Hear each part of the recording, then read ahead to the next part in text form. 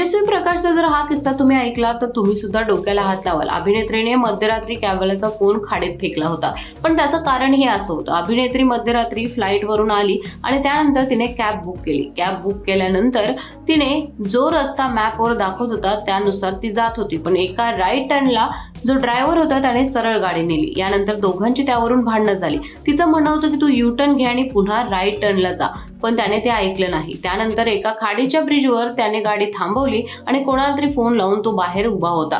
यानंतर तेजस्वीने तिथे रिक्षा बघितली, रिक्षात आपलं लगेज भरलं आणि त्याचा जो कॅबचा फोन होता तो उचलला आणि डायरेक्ट खाडीत फेकला आणि पळत जाऊन पुन्हा रिक्षात बसली।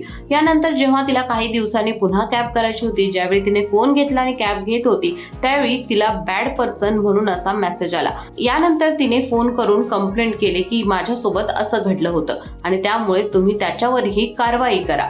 असं सांगितल्यानंतर पुढे काय झालं हे तिलाही माहिती नाहीये, पण हा किस्सा मात्र अभिनेत्रीने एका मुलाखतीत सांगितलाय। तुम्हाला याबद्दल काय वाटतं नक्की कळवा। त्याचबरोबर अशाच व्हिडिओसाठी ओनली मानिनीला सबस्क्राईब करा।